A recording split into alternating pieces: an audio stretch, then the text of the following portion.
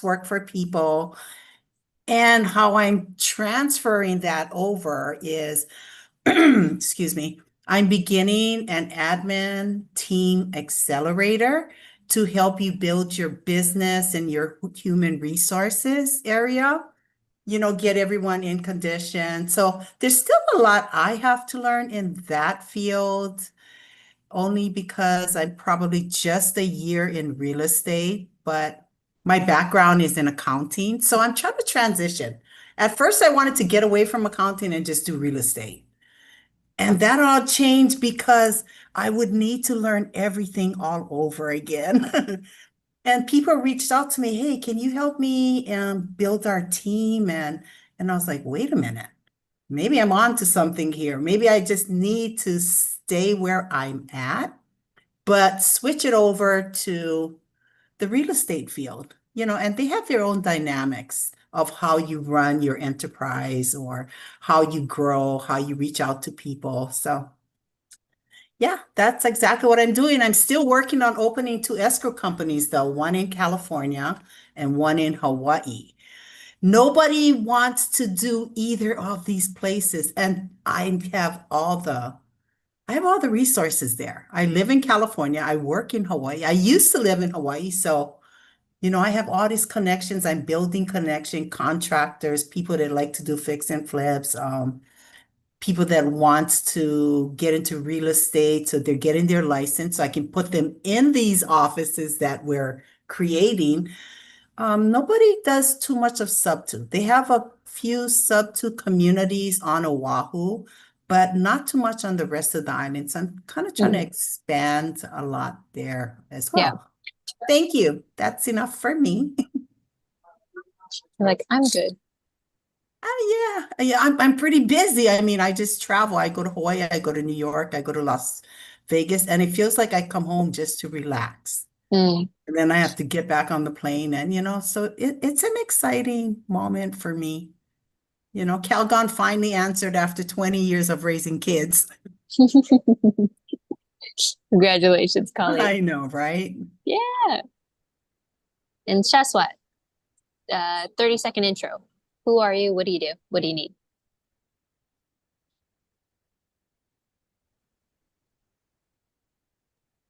Unless you can't unmute, then we'll just. Hey, yes, I'm here. So sorry. Just was trying to figure this thing out. My computer gave up for a second.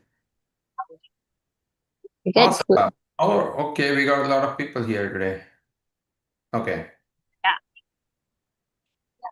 All right. What do we have? Armando, what's up, my friend? Hey, what's up? Good morning, everyone. Yeah, sorry we didn't get a chance to get on a call. I don't know, for those who were not there last time, we underwrote a potential. Hey, Zana, how are you? Long time no see. So we underwrote a new construction deal that Armando has in Houston that I'm actually interested in buying myself. So if you guys have a deal you want us to look at, happy to look at it. Otherwise, we are gonna go back to Armando's deal and break it down further. Does anybody have anything? Hey, Zana, how are you? Good to see you too. I know. All right, Manuel, what's happening, man? Hey, good morning, Shine. I did send you the land development on this morning. Okay. I don't know, did you receive it yet? Okay, let me check. It's coming from The commercial thing, is that you? pardon me? Commercial cleaning, is that you? Yeah, that's me. Okay, here is my project, lot 27, the builder construction model. I just need to meet and speak with the person in charge. Okay, do you mind if I share this? No, you good. That's fine. All right, and for those who are new, just to let y'all know that this is what we do in this call. we look at your deal and break it down to the best of our knowledge and tell you what you should be doing. And believe me, a lot of people are on the wrong track, unfortunately. And again, not to toot our own horn here, but we've been doing this for over 10 years. And it's just that all that means is we are on page 10, you're on, or rather, we are on chapter 10, you're on chapter 1. That's all. So, this is free resource for anybody who is starting out in real estate, no matter what background they come from, whether it's a long corporate background like myself, or someone is brand new in the industry like Jada. You have, I mean, we have answers for all of you guys. Okay, let's see. So this is in Moore, Texas. Okay, I love anything that is in Texas because I can understand it, unlike New York or California sometimes. Oh, Chai, you can just click. Oh, okay. No, I'm just trying to see where you're at. Okay. Oh, okay. Southwest of San Antonio, right? Yeah, Okay. it's like 43 minutes from downtown. Okay. Uh-huh. All right. That would Oh, be lot 27. 27. Yeah. Oh, that's you? Oh my gosh, you got the best one. Yes, And this is the lake, like that's a the pond. pond. It's a pond, yeah. Oh wow. Hmm. That is beautiful. And how big is this one? 15 acres. Yeah, Wow. 15, so Oh, 16 how acres. 35? That's Yes. fantastic. Uh-huh. Oh, you know what? Oh my gosh, this is probably very funny. So I'm trying to get in touch with the person who's doing the permit and development, but she got indicted on something last week. So no, I need to find out the proxy person.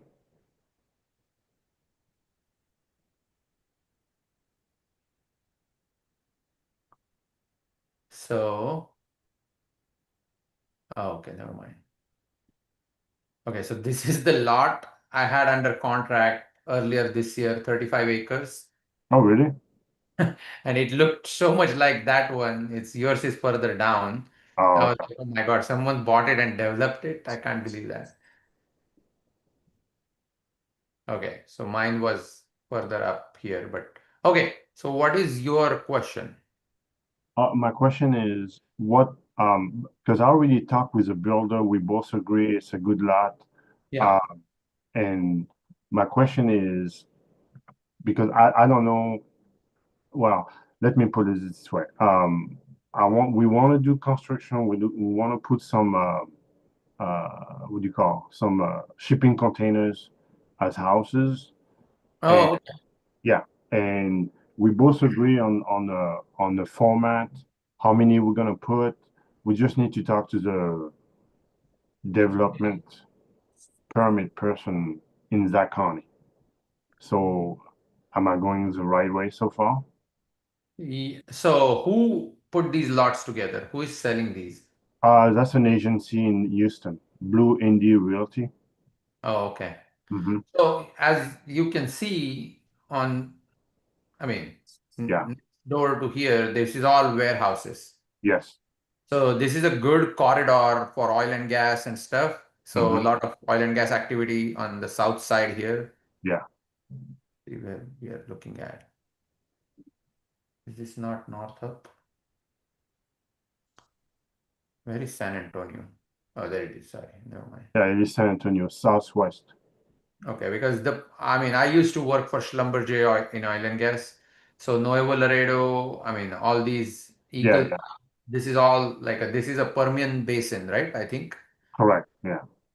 So there is a lot of oil here. So your best bet is, I mean, the warehousing need is very high. So I would go check these. These look like oil and gas related businesses Uh-huh. or storage because most of these oil and gas storages look like this. They have open uh, Open field. area for like storing pipes and stuff Yeah. or any other equipment, and then like a shed for small light manufacturing or like climate controlled storage. Mhm. So I think if you just replicate that here, you will be fine. But if you want to build houses, like you're talking about storage containers, are you going to do like temporary housing and stuff there, or what is your goal? There's gonna be basically one 2 bedroom or 1 bedroom houses. Like workforce housing, like for workers in that area? Okay, say that again. Is this like a workforce housing? Um, no, it would be like more like regular housing. Okay. Hmm. Uh, I mean, then why not mobile homes? Just why containers? Why not what? Why not just mobile homes? Um, I mean, because I don't think the need is there right now because the oil field is not stable right now. Yeah. So, but even if you build small homes, are you planning to rent them Yeah. or as a short-term rental, or you're talking about long-term rental? It's gonna be like more midterm rental and buy Okay. and hold. So it is for the workers that come to that area, pretty much. No, it's gonna be for anybody. I mean, for anybody, but what is going to be your top clientele? Like, who is gonna come to southwest of San Antonio? Mostly people working in oil and gas. Oh, I see I what mean, you mean. nobody's coming here for vacation, Who? I'm guessing. Okay, who am I candidate to? Okay. Yeah, Um, like what is your target clientele? my You need to target. Oh, identify okay. that. My target plan would be more like baby boomers who wants to minimize their living spaces. No, no. So here is my thought on this. I mean, this is so far out from San Antonio, right? Okay. So, I mean, how much are you paying for this land? It's 360. That's what they ask. 360,000 for 15 acres. Okay. Hmm. Because there is no like housing around here whatsoever. This is all just raw land, a lot of it. So the nearest housing or populated area is closer to here. So in this area, if you go, let's see it. You may want to go tour like places like this. I mean, I hope this is mobile homes from what it looks like. And check what these people are doing. Who are they catering to? Hmm. Go talk to the RV parks in that area if you can find one. Let's find one. Okay.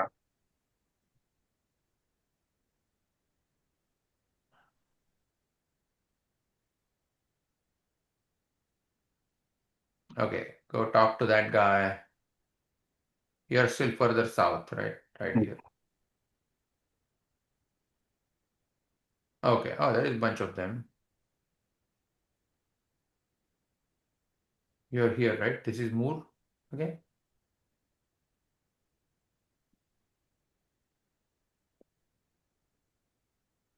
Oh, there it is. Yes.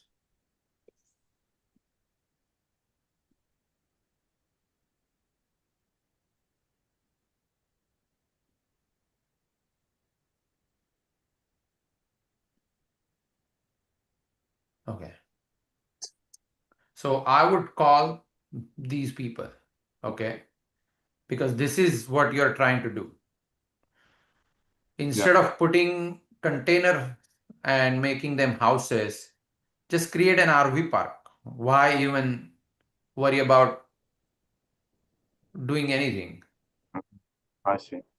So I mean, if these photos are fairly newer, I mean, it looks like, I mean, 2021. yeah, it's gonna cost you maybe 10 to $14,000 to build that park out.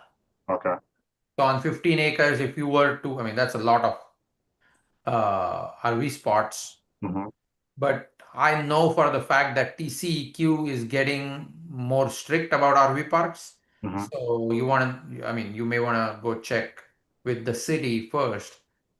See, this is basically exactly like yours is slightly away from the highway, which Yeah. is, so this is pretty much like what you are going to build.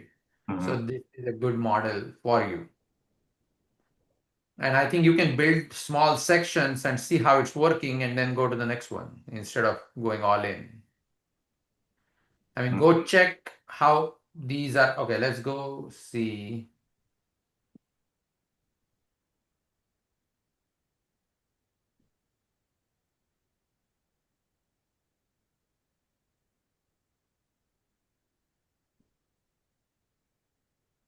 Okay, so this photo is taken when?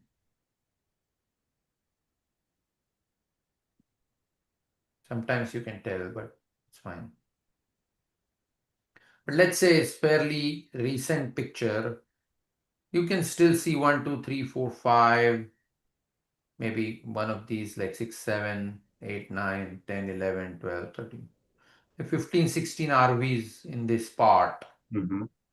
And look at this one. It's not, I mean, not a lot of RVs here. It's less than 50% occupancy here. Yeah. Like more like 30, 40%, which is normal for RV parks. It's also seasonal. And you are where? Your swans.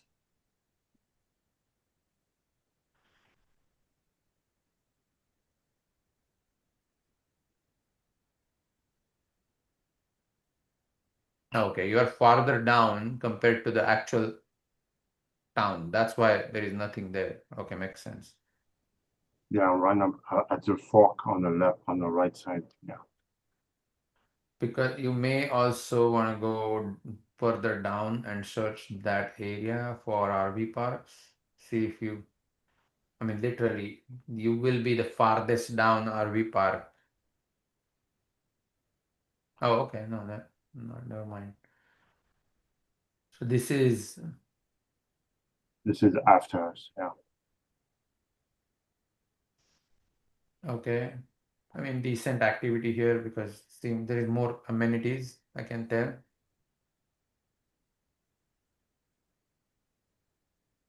Again, more, I mean, this is what you are trying to do. So you want to do a combination of the two if you are building one out. Okay, they have a lot of activity here. Yeah. But again, you are not, so they have activity because there is a full-blown city here. There is McDonald's, there is all kinds of things. Uh-huh. You need to price yourself appropriately. You're right here. Yeah. You're farther away from the city. For them to eat, drink, whatever, like they have to come to this town or go to Moore. So it's not the same in a way. Mhm. So I think you are better off. I mean, if you can get long-term tenants, that's good. But you Uh-huh. want to go slowly. You don't want to go. Full You spectrum. don't want to go build out the whole thing. Okay. Or you want to do something like this. Maybe just make it a yard, like a storage yard. Uh-huh. There is water, which is good. So, I mean, go talk to this guy. Ask them if they want to do something with you because they may have clients. Again, they looks like they have a lot of space for other Uh-huh. clients too. Uh-huh. Uh, and I don't know how your access is. Like your access goes from here. Yeah. Okay. Uh, where was that? There it is. Yeah, it's direct access from the highway. Let me see the highway ramp.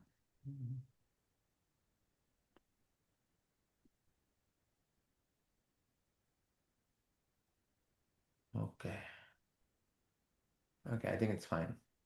But yeah, I mean, you have decent access. So all you got to do is make sure I mean, basically, this is the same business Mm-hmm. what you're trying to do. So you may want to pave the pave portions of it and then offer as a storage or something, and then slowly build it out because there is no There's no life. perfect answer because you're in between two towns. Yes. So you need to go find out who these people are. If this is one owner doing all this, Uh-huh. or these are different owners, why is this development right in the middle of two towns? Mhm. So you need to understand the dynamic of this business, Oh, okay. I see what you attracting mean. people, and that's gonna probably give you your answer. Uh-huh. So I would start there. Okay. Don't go on building houses right away. It's not gonna, I mean, you're gonna put a lot of money, like 360,000 plus. Also, if you haven't signed a contract, Uh-huh. find something. I mean, I can actually, so this one that I had under contract right here, Oh, yeah. 35 acre. I mean, look at this lot. There Oh, is houses. I mean, you can do anything here. So much to do. This is the lot I had under contract. okay. So that was, I think, 1.2 million Uh-huh. for 36 acres. So I feel like you're paying same price way farther down. This would, I mean, you have so many options here. You can just chop it up into half-acre lots and put mobile homes and owner finance them. Mhm. It will just do, I mean, really good in this area. So that lot, you don't have it no more? I can reach back out. We were still working with them because we couldn't move it. We were selling that lot for them. But again, the market's been, so it's a pretty big purchase, so very few buyers. No, okay. So we're gonna go check, see what they're doing. But if you're interested in something like that, we can definitely talk. Okay. Yeah. Cool. Well, I appreciate the insight. Yeah, of course, man. Good luck. Yeah, yeah. Thank you. All right. What do we have? Anybody else?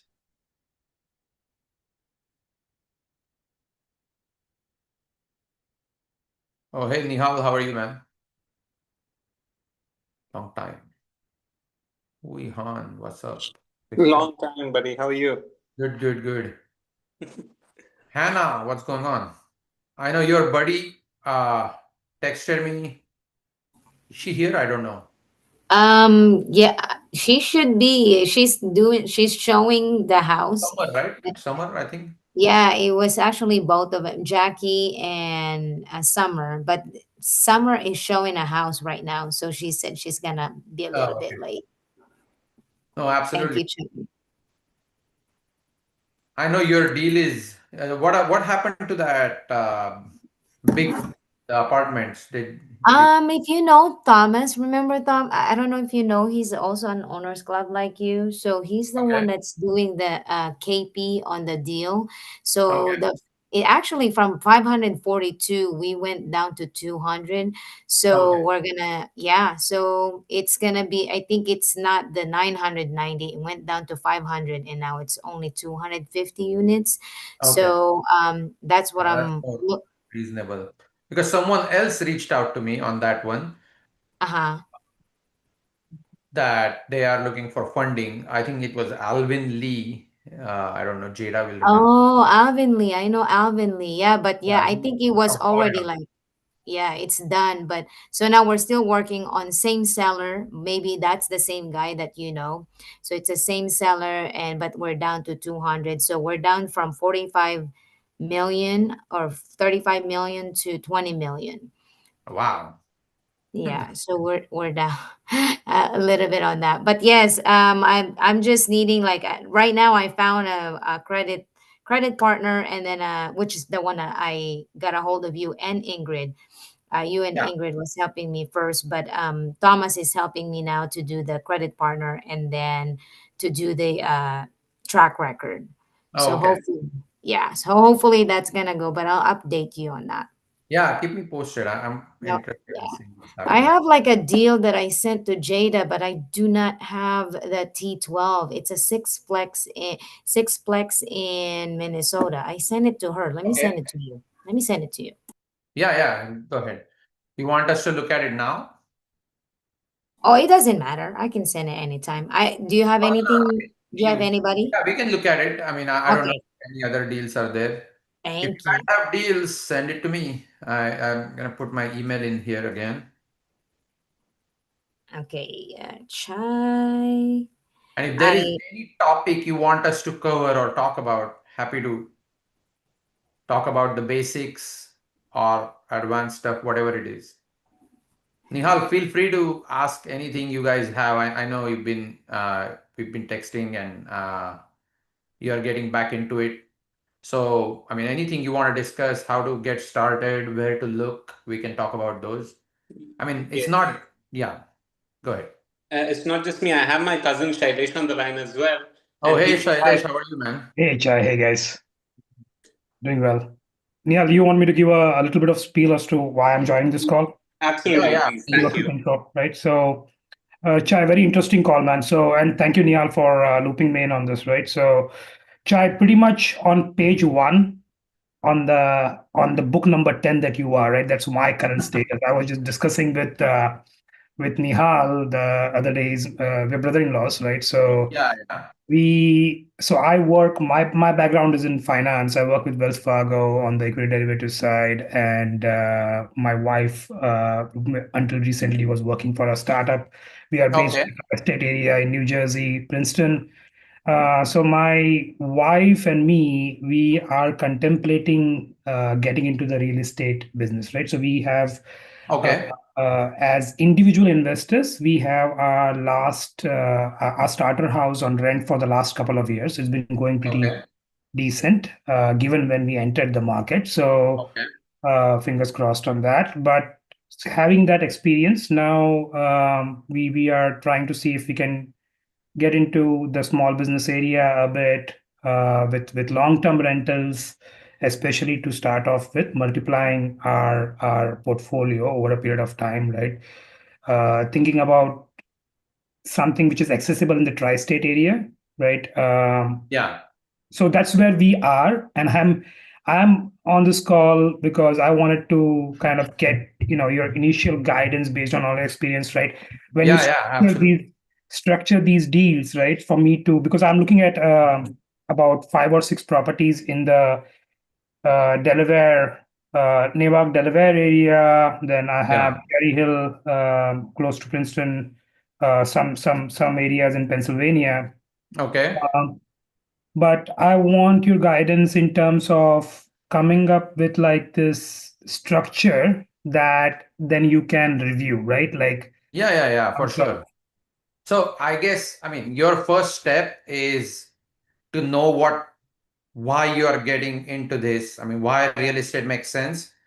That's, I mean, I'm not saying you don't know, but I'm saying, so we look at it very scientifically in a way. Mhm, mhm, Like we look at it in terms of why rental portfolio or real estate makes sense, and we will answer. So I'll get into that in a minute. But the next step you need to know, once you know why you're buying properties, and again, I'm not talking philosophically, I'm talking purely from ROI objectively. perspective. And of course, there is philosophical aspect to it, for like in terms of financial freedom and all the good things. But in general, talking about pure numbers, you need to know how much you are getting out of that one property and how many ways, because Mhm, it's not just one thing.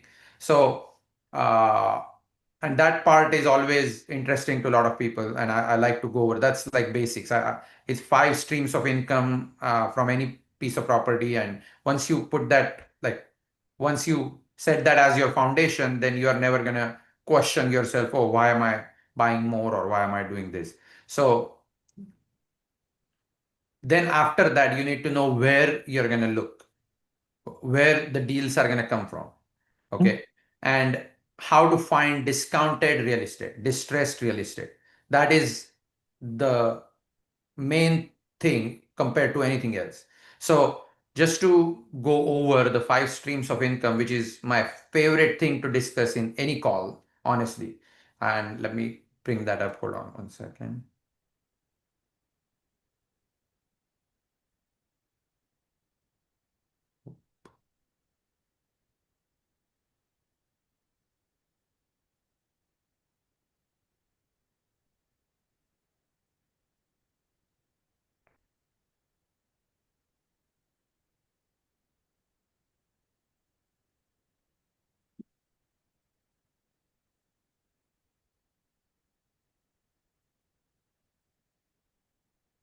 Yeah, you joined at the perfect time because we don't always have, I mean, sometimes we have 4 or 5 properties to underwrite and don't have time to get in the basics. Hey, Jada, are you listening by any chance? Come on. Sorry, this is acting up.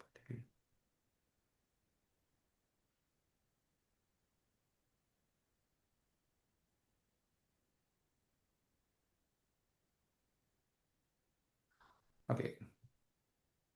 Give me 1 second.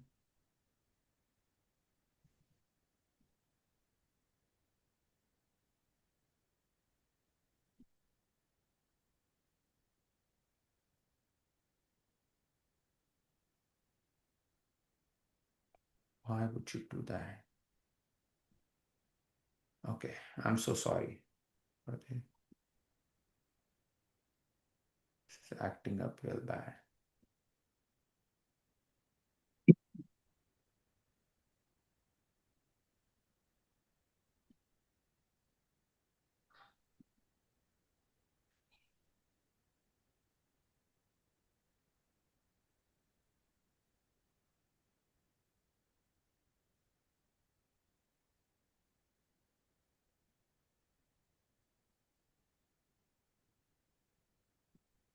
Oh, wow.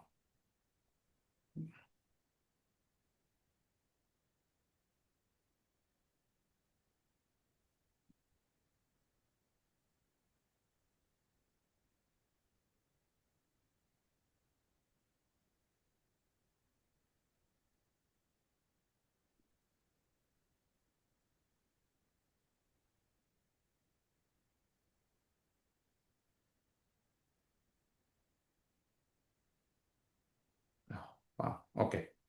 I don't know what was happening. Okay. So can you see this spreadsheet? Yep. Yeah. So what I like to get into typically is, again, these, don't worry about the numbers specifically. And this is not, so Jada has updated this. She's creating some calculators for our community. So, you know what, I can also,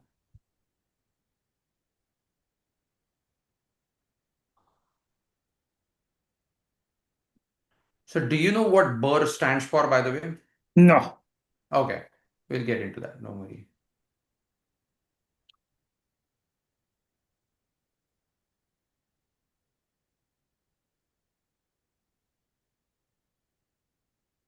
For some reason, I don't know what is happening, but it's weirdly slow.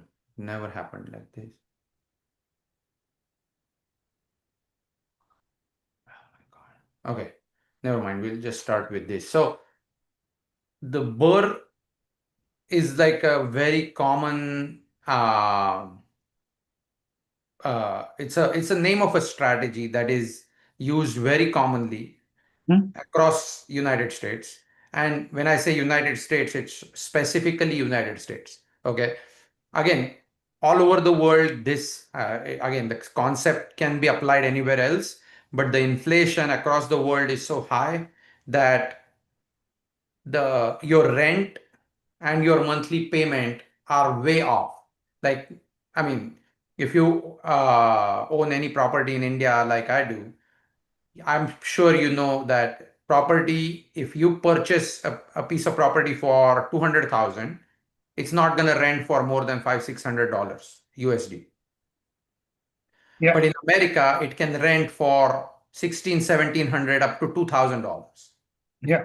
in certain areas. And that's what makes real estate attractive in America. Again, there are different ways of doing real estate in India or other countries for that matter, where you're buying for appreciation and you're not, but even that appreciation is really keeping you, I mean, uh, keeping you at par with inflation, because the inflation is so high, the value that grows is really just inflation getting applied to that, right?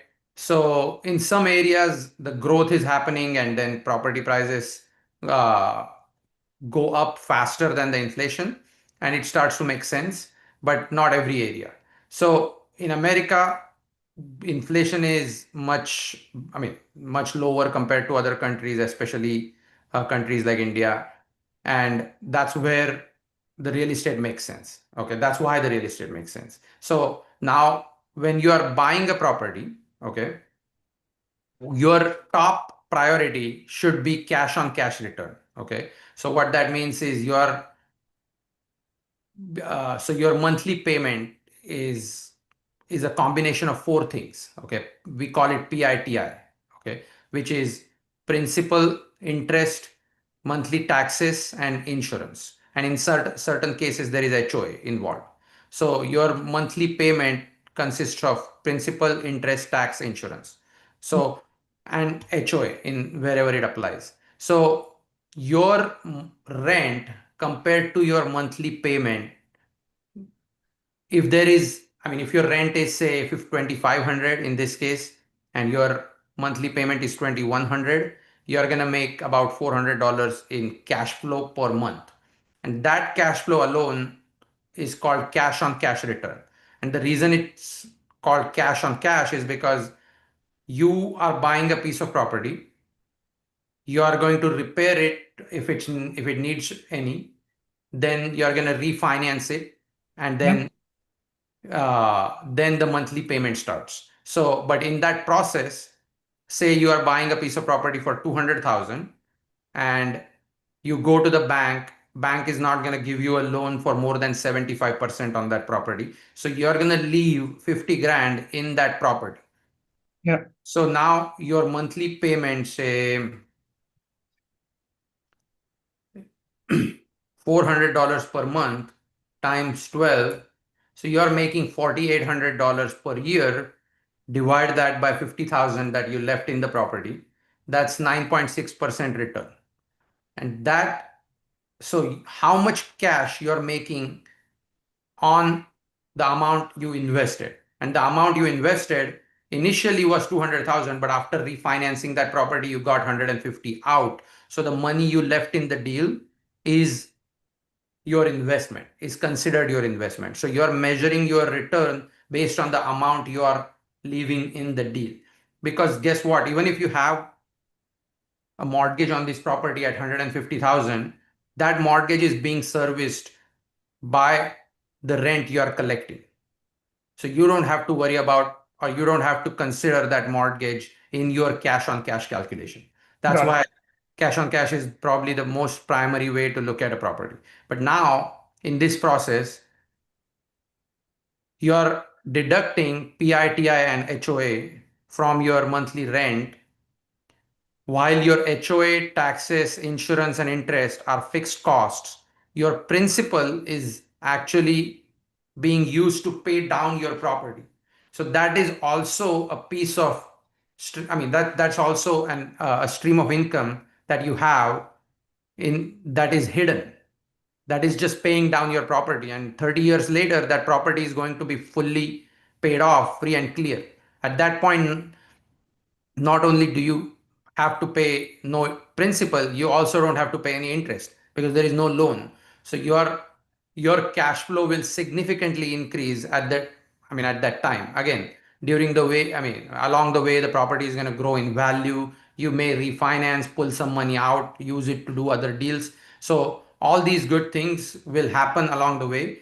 But when you when you analyze a piece of property or underwrite, you're going to look at these things before, as if you are basically paying off. So Understood. principal, sorry, go ahead. No, I think this makes sense, right? It's basically the cash flow projection Yeah. representation here. Yeah, that makes sense. So your principal reduction is your another stream of income. Okay. So that's second stream of income. And I mean, you may have gone over this, but it's good refresher for everybody. Yeah. So principal reduction is second stream of income. Now, when you buy a okay, we didn't talk about BRRRR enough. So the reason it's called BRRRR is it stands for buy, repair, refinance, rent, and repeat. So that's what this acronym stands for. So when you buy and then you refinance, so the reason there is a gap in between is because they are referring to properties that need work, Yeah. especially in this acronym, they're referring to properties that are distressed, and you're not buying those on MLS using a realtor. There used to be a time when we've done that, but since then social media has blown up and everybody finds these distressed properties before they even hit MLS. So people are there are people that are called wholesalers. These people have a team of, say, cold callers or people doing internet marketing like Google pay per click, or text messaging, all kinds of things, or sending letters. So they are doing this using these different ways to market to distressed homeowners. So they never even reach a realtor. They are scooping up these properties before they hit the market. So you need to be in touch with these wholesalers. That's how you find, or that's how you get your hands on distressed properties. Okay. So, but let me warn you again, as a first time investor, going to a showing without a realtor and looking at a property that needs a ton of work can be scary. Okay, so there are certain things you need to learn before you take that step, because the time is of an essence, especially when you are buying distressed properties. People that, or these wholesalers that have put these houses under contract with the seller, uh, with one promise to the seller that they are going to close these deals quickly. Okay. And there is no, so you don't have time. I mean, you don't have a lot of time to do inspections. You don't have time to apply for loans. You don't have time to do a lot of things that you normally do when you buy a piece of property on MLS using a realtor. If you use a realtor and buy on MLS, there is a process you can follow. Of course, if it's a time like COVID, you don't have time on the market either because the demand was crazy high. But in a normal time like this, you have enough time on MLS to do the due diligence you're supposed to be doing. So when you approach a wholesaler, they are going to say, okay, I have this property under contract. I'm asking, say, $100,000. The property is worth $200,000 on the market, and it's going to need about 50,000 to fix everything. Okay. So that means you're going to be all in 150,000 on a property that's worth 200,000. So after you buy, fix everything, and you're all in 150, you just captured $50,000 equity in this property. Okay. Literally, you can list that property tomorrow on the market and take advantage of that $50,000 equity and cash out. Again, you are not going to get all 50 in hand because there is a sales cost, Yeah. but you'll probably get 30,000 in hand after paying realtors and closing costs. So you just earned equity. Even though you don't plan to sell that property, you have money. It's like a bank account. You have money stuck in that property. Okay. So that equity gain is your third stream of income. But So the one, sorry, yeah, for sure. yeah, just to understand this, right? So this 50K in the 200K scenario. So you're saying that it's a distressed property. So basically that 150K is the discounted price in Yes, taking into account. 100K is your discounted price. That typically when a Okay. wholesaler approaches. So even though this is off market, unregulated space Mm-hmm. where but there is a ton of these deals happening, so the market creates its own standard.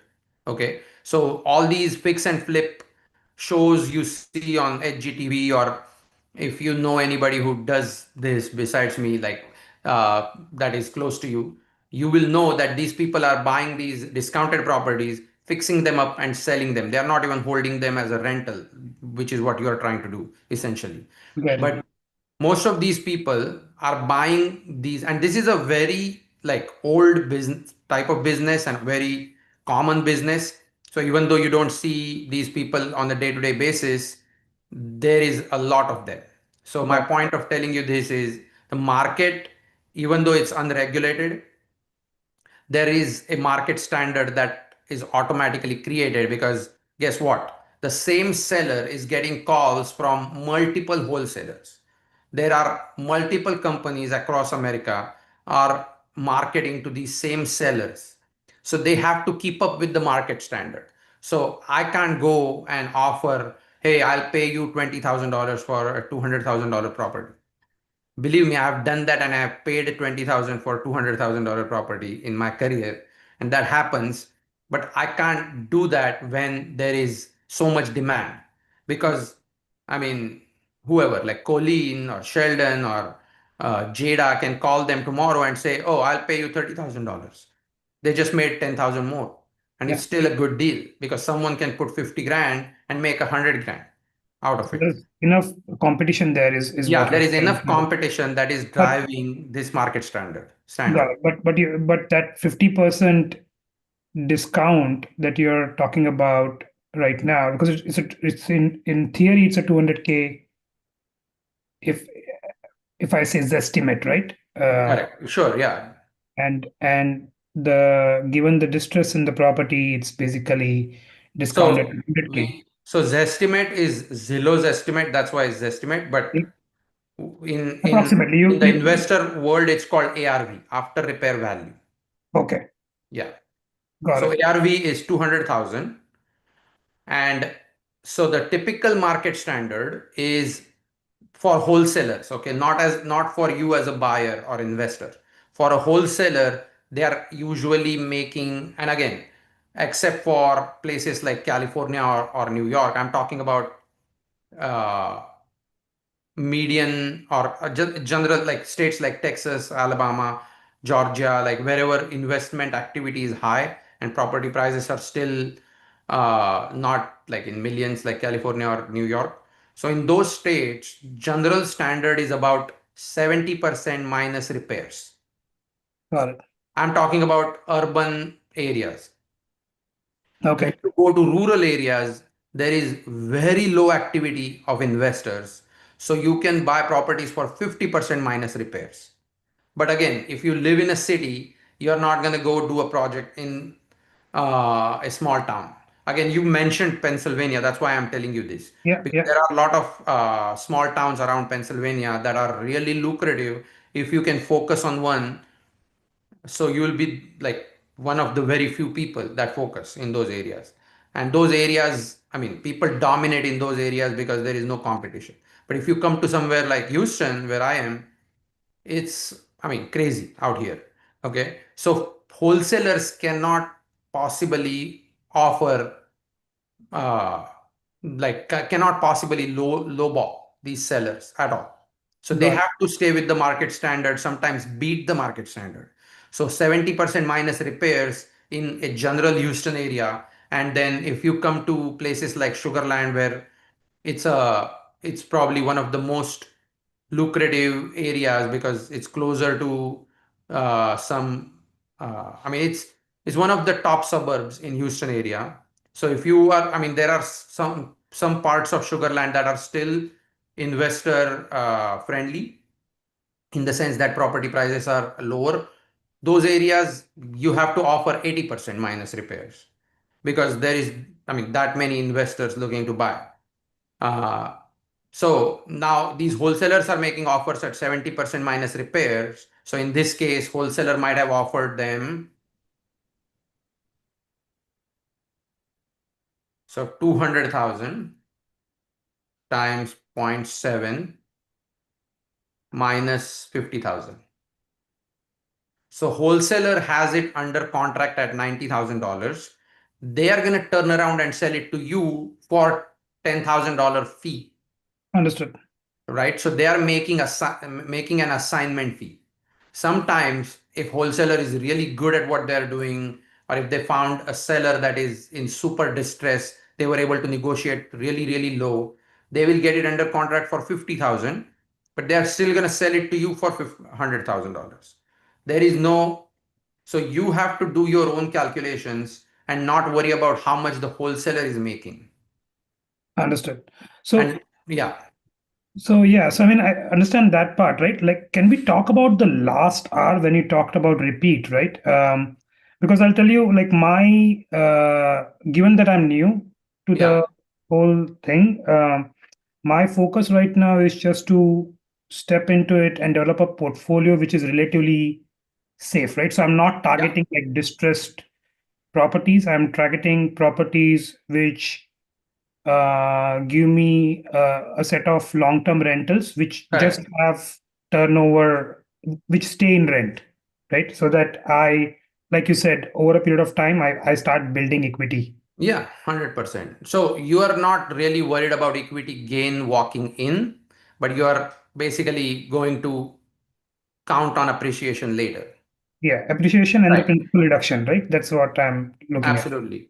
So I understand your goal, but as a good investor, if you are looking at building a portfolio, what do you see yourself, like how many properties you see yourself buying per year? Or when will you say, okay, I have enough properties, I'm not buying anymore? So it's all phasing based, right? So right now, like when I start off, I'm looking to buy around 4 to 5 properties, Per year. which are yeah, initially to start off, right? I don't have a plan after that in terms of Okay, phasing. oh, fair enough. Yeah. So I'm saying, okay, $2 million around portfolio, Portfolio, right, right? Close by to me so I can control the space in terms of if there are any repairs required, right, understanding rules and regulation, just keeping an eye over the property, right? Because yeah, I'm new to the game. I don't know what is involved. So correct, use that portfolio to basically do my initial like hands-on learning, right. right? Because apart from the theory, there's going to be something that I'm going to learn in the practical market itself, Oh yeah, right? 100%. And then understand this last hour a bit better, right? In terms of the repetitive model of this, Right, right? How does that work, right? Because to certain aspect, it comes to leverage as well, right? So you build out yeah, a portfolio and then you leverage that to repeat it. right, So I want to understand that model, like what are the terms, what are the calculations involved there. right. And the last peg of it that I want to understand from this phase one is tax, right? So I have I want to reduce my net taxable income, right? Yeah, So that is the my favorite part. That's what I'm getting to next. So so in our original calculation, right? Again, hypothetical one, but $400 per month times 12, you're making $4,800 per year on that one property. Okay. So normally, if you were to get $4,800 hike in your salary, you're gonna pay the like highest. I mean, you're gonna pay tax in the highest tax bracket because that's going on top of your salary. yeah, In this case, every property, and if you already know this, there according to IRS, no matter how old the property is, if you bought this piece of property today, you can depreciate this asset over the next 27.5 years. What that means is IRS is actually assuming that you're going to put the same amount of money in this property. Let's say you bought it for $100,000 or $200,000. Over the next 27.5 years, you're going to end up spending about the same amount on this property to keep up with repairs and the overall health of the property. So Hmm. that is the basic thought process. But you get you are able to depreciate the entire amount you paid for that property over 27.5 years. And what that number looks like is, in your case, so you're all in 150,000 on this house. Again, these numbers are too good to be true. Like if it's $150,000 house, it's not going to rent for 2,500. And I would take that deal. yeah, it'll probably rent for anywhere between 16 to 2,000. So 150,000 divided by 27.5, you're going to be able to depreciate 5,400 every year.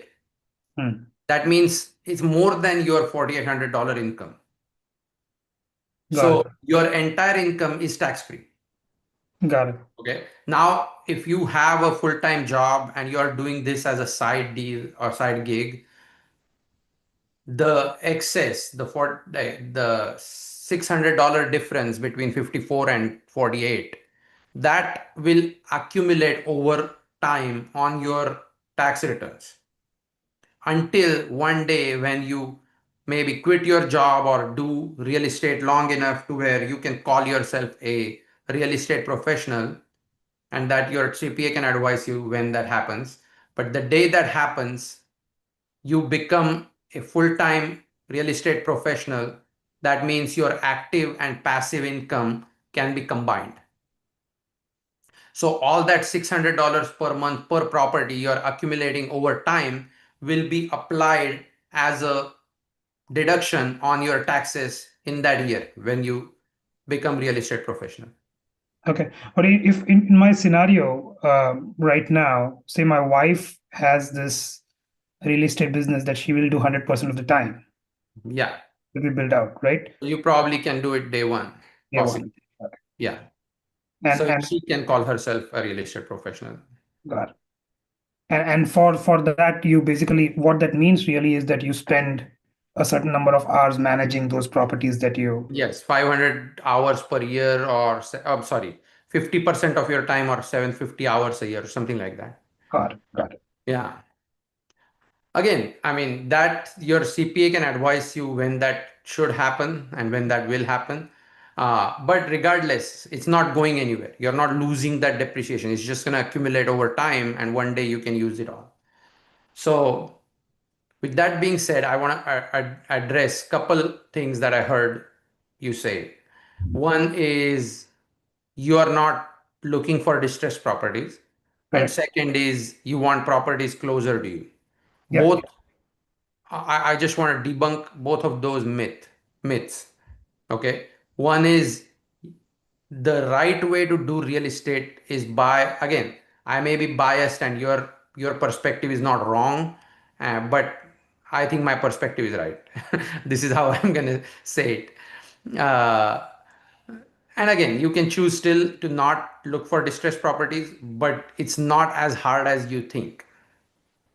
And believe me, the deals you will get once you get hooked on that, you are never going to look for any property on MLS. And not to mention, but in today's date,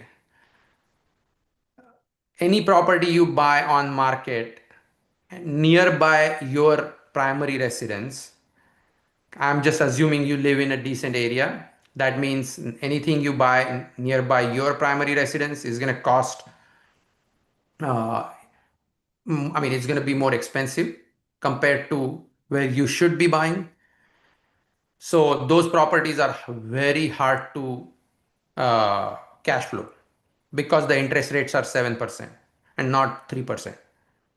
Got it. So if you wanna, you can do one of the two things. If you don't wanna spend your time looking for distressed property, then you have to go outside of your area because it's not gonna cash flow where you live, hypothetically. But if you want something closer to you, then you have to look for distressed properties because that's the only way they will cash flow. So in Houston, just to give again, Houston and Texas in general is notorious for property taxes and insurance. We don't have state tax, but we more than cover it in property tax. That's You're how it talking works. you're talking to a person who's staying in New Jersey. You know that, right? Yeah. Oh, yeah. Yeah. Same thing, I guess. And you have state tax too, right? Yes. Yeah, I think it's worse. Sorry. So, yeah, where are you looking for in general area, if you can tell me that? So I am targeting Newark, Delaware locality Okay. because I have it's relatively close to me, like I said, right? Then I am looking at some of the Pennsylvania neighborhoods which are closer to Philadelphia, right? Philadelphia suburbs, basically. Those are primarily the areas that I'm looking at right now. Okay, hold on one second. Why is glitching like this? That's weird.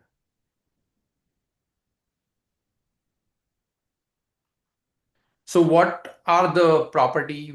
I mean, do you have just any I mean, can you pull up Yeah. any property on the market and tell me like that you would like to buy if you have an address? We Sure, can. sure. But it's going to look ridiculous in terms of the numbers that you're putting up there, right? Because Yeah. it's just a different market there. So, for example, you can take an example of and I come with a very like because I'm not experienced in this area.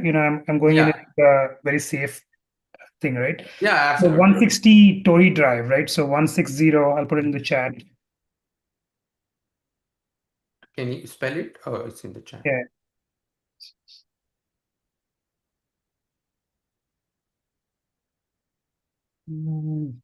Mark. Miraj Patel is having fun here. Okay, Tory Drive, Newark, Delaware.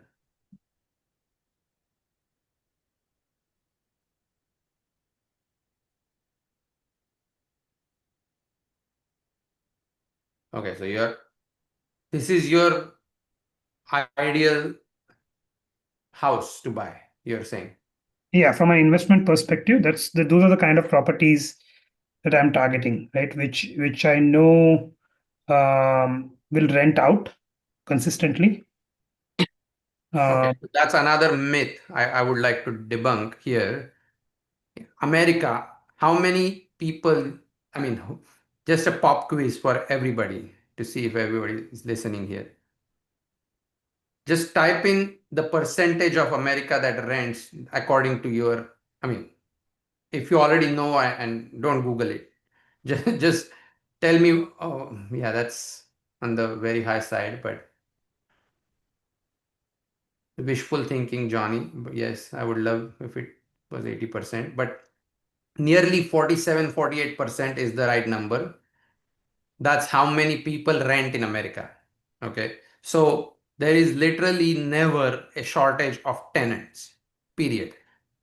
And especially like houses like this, they will rent quickly. Yes, they will rent. I mean, the tenant will probably be a good quality tenant. Yes, possible because you are buying in a good area.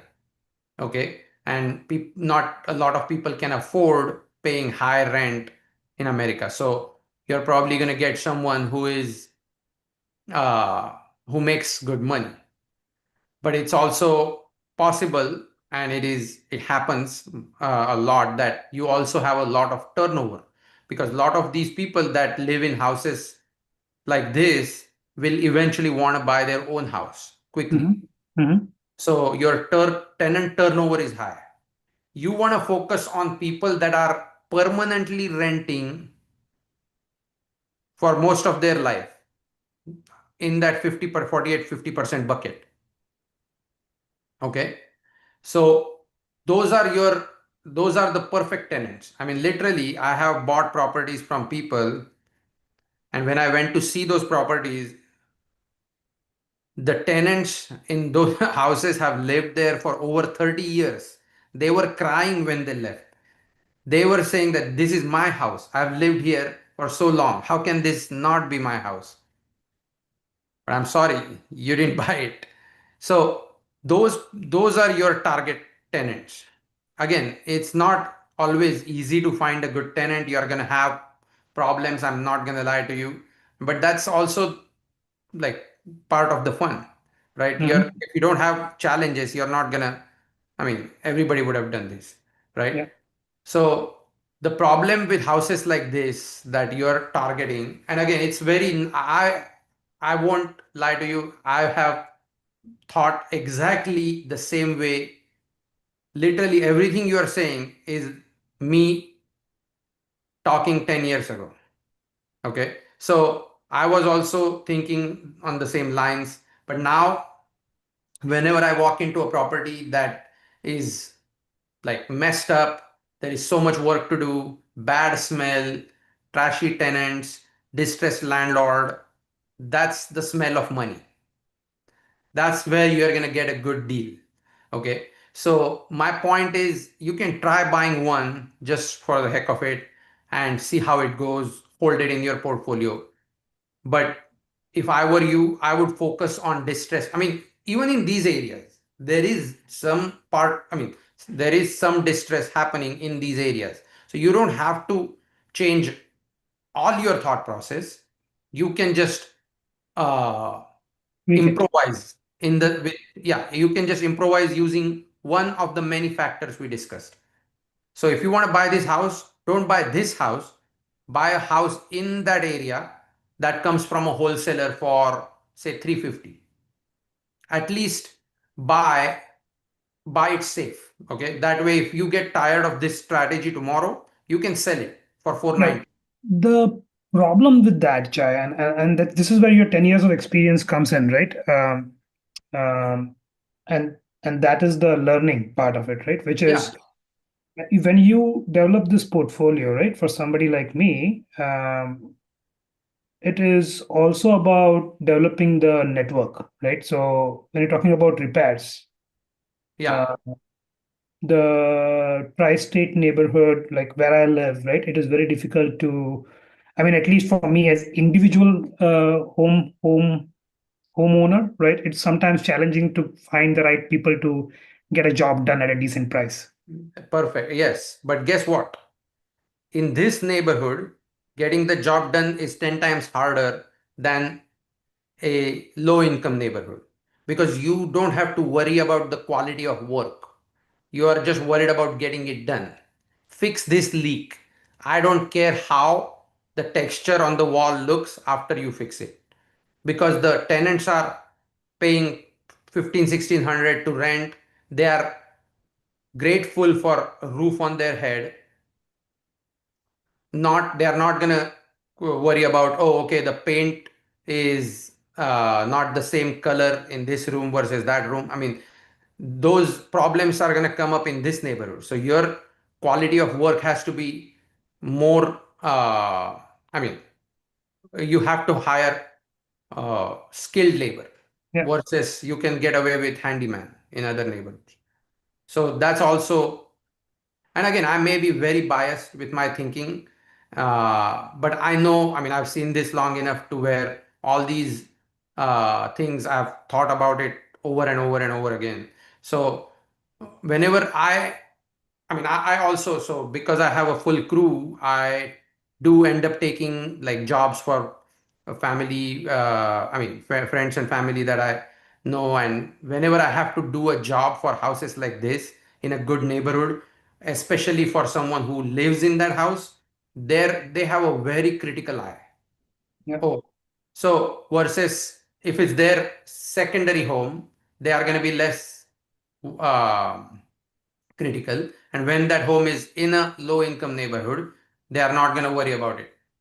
So when you buy properties in areas like this, now you need to keep an eye on this because anything that, I mean, if you end up with a bad tenant and they mess up your property, you're gonna, I mean, just that 1 month's rent or the deposit you have is not going to be enough to fix property like this. Whereas if it's in a low income neighborhood where you can get a handyman to get it done, I mean, I don't even, so properties that I buy now, sometimes I don't even go see them Understood. because I just know the there is so much room on the numbers. I don't have to, I mean, I can deal with any problem. I mean, I buy properties in Dallas sitting here. I buy property. I mean, I just bought properties in Ohio sitting here. Again, Ohio is a separate, completely experimental thing. I don't buy anything outside of Texas in bulk yet, but I'm experimenting with Midwest. So, but I have people there and they know what they're doing, and they went and inspected everything. So, and their experience. So I go off of their, but those properties are worth 120, 130. We are buying them for 30, 40,000. So, I mean, what can go wrong? I can rebuild the whole thing if I have to. And I'm confident about finding the right people to do it. And that's what we talk about here all the time. So, whenever you are dealing with a mid to low income neighborhoods and properties in those neighborhoods, you can work with a contractor that is basically just a fancy, or how do I say this? You're dealing with a contractor who is not a full blown GC, they are a 3 to 4 man crew.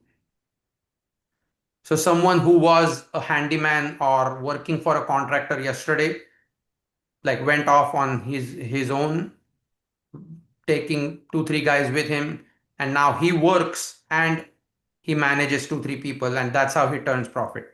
So that 3, 4 man crew is my go-to contractor whenever I have to fix everything in the house, and whenever I have to fix like maintenance issues, those I send handymen. And then plumbers, electricians, foundation, roofers, those are skilled labors I've developed over time. So when you go meet these investors or wholesalers, so one of the top things that I preach in my, like, whenever I talk to anybody who asks me questions like this, you need to first start building your network. And I mean, you pointed that out, yourself, that you don't have a network. So where would you find these people? That is the question. So you need to go to your local real estate meetups, and the way to find those meetups is go to by going on Eventbrite. Eventbrite is where all real estate meetups are listed. Most of them are. So you go on Eventbrite and look for events in your area and go attend them, and that's where you're going to meet investor friendly contractors, wholesalers, other investors who have contractors that they can give you as a reference. So that's where you're going to get all these resources. I mean, you're going to be a kid in a candy store, believe me. Whenever you go to these meetups for the first 10 times, you're going to enjoy it so much. It's going to be an immersion experience. You're going to, be hungry. You're going to ask questions. You will build your network very quickly, because just like this underwriting power hour, there is also a lot of local Facebook groups.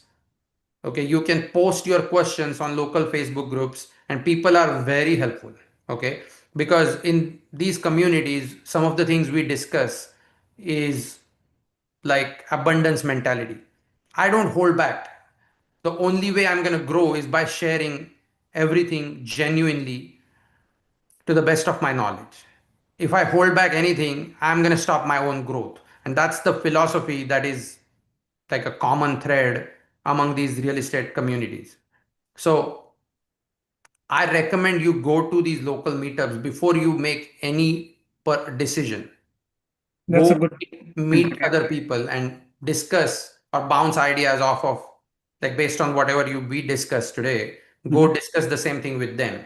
Once you like get used to these acronyms, once you understand the roles, like the wholesaler plays a role, a contractor plays a role, and what those roles are. You whenever you want to buy, let's say this property was distressed. Okay, now you went to this meetup, you met a contractor or someone who's done this before. They can say, yeah, I can help you. Hey, do you want to partner up on this first deal of mine? I can use all my energy and find a good deal. All you have to do is become my advisory partner. Okay, and they may also put skin in the game, so they are invested. in your deal. It all depends on how you negotiate at that point. So you can get someone with you, or people will also help you just for the heck of it. So they will come with you and walk the property with you, so you feel confident, okay, I'm making a good decision. So fixing the property may seem like a big task, but once you get used to that one thing, because it's not just about fixing the property, by the way. When you fix that property one time, you build this tribal knowledge in your head that next time when you walk a property, you know how much the flooring costs, you know how much the paint costs, you know how much everything costs. So you can make your offer a lot more attractive, because compared to someone who is waiting for contractor to tell them how much it's going to be. So it's a learning curve. You're not going to get, I mean, there is no guarantees of success. You have to take a leap of faith with your first one. So find something. The best way to take, or rather, best way to protect your first decision is by buying right. So when you buy this property for 350, you're going to wonder in your mind, I mean, what can go wrong? Even if you find a wall full of termites, you still have enough cushion in those numbers to mitigate that risk. That's why distressed properties is the way to go when you start, especially when you start, because you don't know what you don't know. So by buying it low, you're building this uh, safeguard in place, because you have ton of equity. Tomorrow, if anything goes wrong, you can use money from your equity, not from your pocket. Got it. Yeah. So maybe closer to you is fine. Maybe uh, expensive house is fine, but not buying distressed is going to increase your risk. Like, it's going to quadruple, if not more, your risk. Got it. I think all good suggestions, Yeah, Chad. yeah, absolutely. Lots of food for thought. Thank you. No, good luck, man. I Yeah. hope this helps. Hey, And Summer, how are you? Yeah, sorry, go can ahead. I ask you one last question? So you mentioned Yeah, absolutely. you own properties in India as well, Mm-hmm. right? Now from LLC based in the US, Yeah. like do you have investment through the LLC in India? Like is that No, a no, no, no. no, Just, I right? mean, again, I call it a very expensive mistake I made back when I first started, because all these I mean, not all, I bought couple properties, and those, whenever I bought them, the dollar was like 50 rupees to $1. Now it's 80 or 85, whatever it is. So properties went up in value, but dollar went up further. So if I kept that money in my account just as it is, it would have grown more than what it grew in India. But again, got sidetracked. But to answer your question, I don't buy from my LLC here in India. Maybe that's something, I mean, that's the first time I heard that, and probably is a good idea. I don't know. If you did that, the repatriation might be easier. But I mean, the repatriation is where you lose a lot of money. Correct. So I mean, Yeah. I'm looking at it from a repatriation level, as well as a few other angles, right? So maybe Yeah. yeah, I'll do some more fact finding on that and then come Yeah. back. I Thank think you. you have to pay like 20% tax when you move that money here. Yeah, I mean, but that's when you realize it, right? So if I keep it unrealized and just have it in my business, So yeah, yeah. Again, the realized, so whenever you sell, you're gonna sell that property. So you're gonna realize the gain. I understand you're talking about keeping it under the LLC or corporation where it's not realized in true sense. But from real estate standpoint in America and in India is the same rule. So in America, we call it 1031 exchange. When you sell a piece of property and buy a similar property using that money, you can defer your tax gain under 1031 exchange. Yep. So in India, we have the similar thing. It's called something else. But within 6 months, you have to buy a new property using that same money. But now, Yeah. can you buy a property in another country? I doubt, highly doubt it. No. I mean, like it will have to be in India, like if the property is in India. Yeah, But that's where my question was targeted towards, right? Like I'm looking for if there is a business model where businesses, LLCs based in real estate, LLCs based in the US yeah, have investments made in short-term rental in India, short-term or yeah. long-term rental in India, right? Is that something that somebody has done, and what is the structure involved there? Do I need an entity in India? Things like that, right? So, as So, part of these communities, I mean, we don't have a lot of Indians in these real estate communities. But like the few people we have, there is this lady out of Chicago, Neeta Patel. She and I just started a group on Facebook, s- just like focusing on Indian community specifically, mhm. talk about these issues. Let me add you to that community. It's a small one still. It's pretty small, but I think you can ask that question on that. And I know a lot of these people, and they are very active investors. So maybe they have that situation. Okay, thank you. Yeah. No, good luck, man. Yeah, of course. All right. Summer, how are you? Hi, Chai. Good morning. Thank you for Good hosting morning. this. This Oh, is of my course. this is my first time Hannah Pine introduced me, so I totally Yes, appreciate yes, this. I remember. Yeah, I'm learning a ton here. Okay, so my question pertains to I've done a couple fix and flips where in California where I purchased the properties and just used my own money, Okay. everything that you're not supposed Yeah. and right. So I'm trying to learn how to do it without my own money. But so I subscribe to Investor Lift. So I'm getting Yes. texts from wholesalers. So when I speak with them or I evaluate the deals, they always give preference to sight unseen. And I think you just kind of touched on that. I Yes. was going to say, what if there's, and they want a non-refundable EMD. Yes. So in my mind, I just kind of go panic mode. So I guess you touched on the fact that if the deal makes sense, you have enough cushion to make it worth it. But I just thought it was kind of strange because normally in traditional real estate, you put down a deposit and then you have the opportunity to view it, inspect it, you have your due diligence period. Yeah. But here, they want you to make a commitment without any of that, and you put the money down first, non-refundable, and then you have the opportunity. So could you address that? Yeah. So, I mean, whenever you're buying, so a lot of people buy properties on sight unseen. We do too. So when sometimes they may say sight unseen because the seller is not willing to, or I mean, you can't. I mean, the showing is scheduled like days from now, and you don't have time.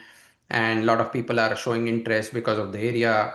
So the wholesalers automatically open up for sight unseen option, and of course, it's in wholesalers' best interest to sell it because property may bid up, Right. but it can also bid down when people see it. And if you are in a general area Right. and you can actually drive by the property, and again, if you are like me, I would go knock on the door or peek in through the window if it's vacant. So I will do all these unconventional things, maybe unconventional for America, Okay. very normal for India. And just yeah, kidding. But I will do all these Well, no, things. I think what you're saying makes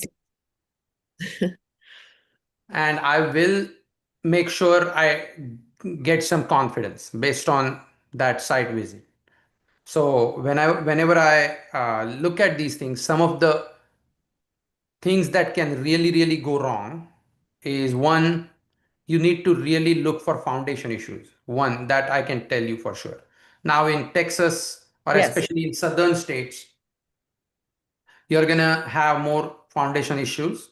But even in Houston, the north part of Houston is less likely to have foundation issues. And you can ask, I mean, you can take someone experienced with you and they can tell you these things. But otherwise, I mean, you can come to this call and discuss always. But my point is, foundation is not an issue by itself alone. What can happen with foundation is, guess what? Like when, if your foundation is within 2 inches settlement, you don't really have to fix it unless you're in a really good area like Shailesh was showing earlier.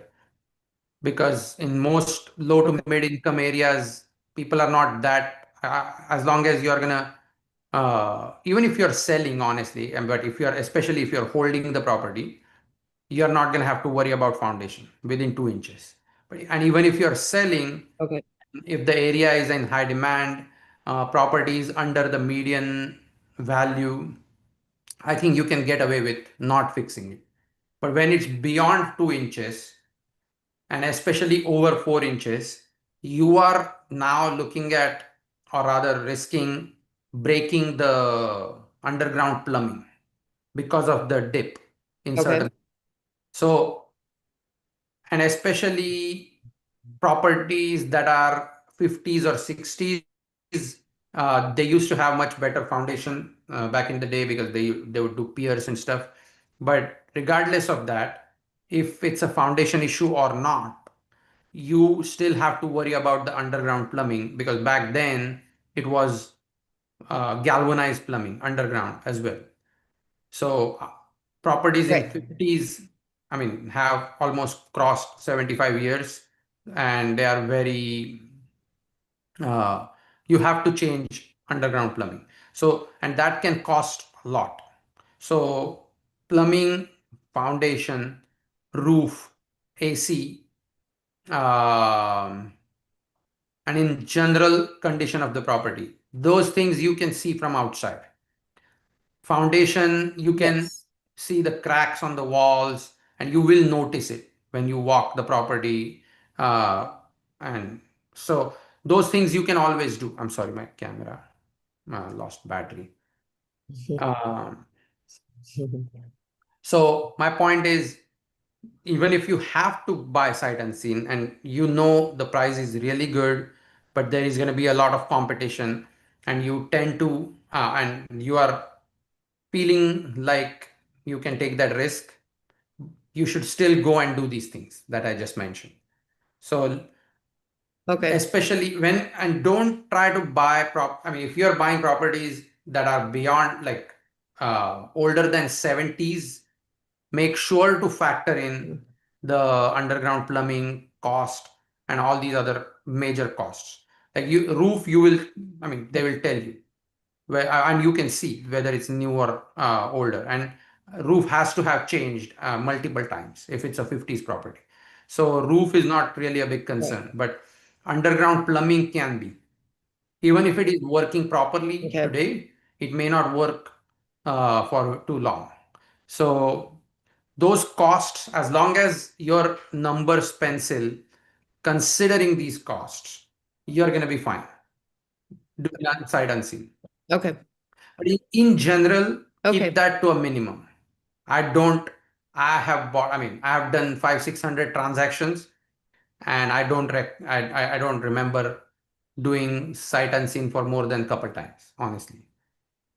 So I don't Okay. really Okay. do that a lot because I believe in the fact that there is ton of deals out there that I don't have to take a risk like that. Yeah. Right. That So makes don't total fall in sense. love with the property just because how it looks, or I mean, all it probably means is you're not looking for enough deals. You're not underwriting enough deals. So if you have to make Well, I know that. per sight unseen. Okay. Gotcha.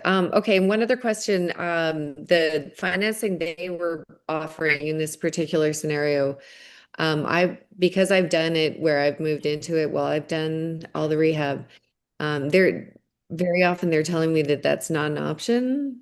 What's the reason why you can't live in a Oh, property and get financing? Oh, you mean, oh my gosh, what is happening? Sorry. Uh, you mean investor financing? Yeah. So say Yeah, instead of so using my own money, which I'm trying to do this time. Yeah. so does So your they're basically saying owner occupied, they can't finance. so does your I'm sorry, something's wrong with my camera. I'm gonna switch to Right. okay.